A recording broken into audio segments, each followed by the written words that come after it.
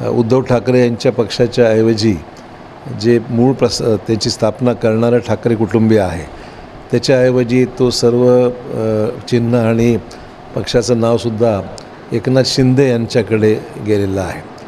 त्यामुळे हाही निकाल तसाच होणं अपेक्षित होतं. मला त्याच्यात काहीच आश्चर्य वाटत नाही आहे. जे तिथे झालं तेच इथे होणार आहे आणि झालं तसंच. निवडणूक आयोगाने आज निकाल दिलेला आहे आणि राष्ट्रवादी आता अजित पवार यांच्याकडे गेलेली आहे आणि त्यांच्यासोबत चिन्ह देखील राष्ट्रवादीचे अजितदादांकडे गेलेले आहे. त्याचविषयी बोलण्यासाठी आपल्यासोबत अशोक चव्हाण आहेत. चव्हाण साहेब, निकाल आलेला आहे म्हणजे खरं म्हणजे ह्याला आश्चर्य काही करण्याचं काहीच बाब नाही.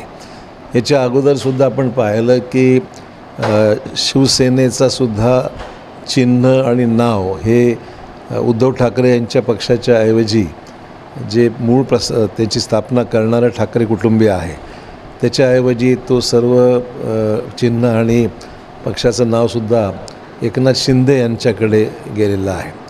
त्यामुळे हाही निकाल तसाच होणं अपेक्षित होतं.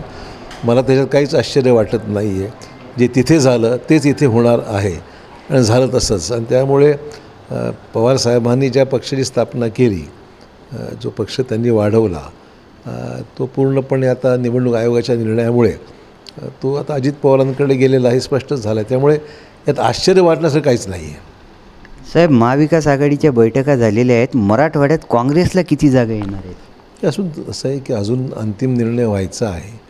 काँग्रेस, राष्ट्रवादी आणि शिवसेना यांच्या तिघांची चर्चा आमची सुरू आहे आणि येणाऱ्या काही दिवसामध्ये ज्या काही उर्वरित जागा आहेत त्यावर एकमत निश्चित होईल.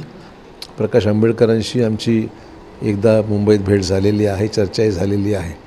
लवकरच पुढची तारीख जी ते सांगतील त्याप्रमाणे ठरवून मला वाटतं काही समन्वय सगळ्यांचा चांगला आहे आणि त्यातून जागा वाटपामध्ये कुठली अडचण आहे असं मला वाटत नाही. हे होते राज्याचे माजी मुख्यमंत्री अशोक चव्हाण, ज्यांनी आत्ताच आपल्यासोबत बातचीत केलेली आहे. कॅमेरा पर्सन पुरुषोत्तम जोशीसह अभिषेक एकबोटे, एबीपी माझा, नांदेड. एबीपी माझा, उघडा डोळे बघा नीट.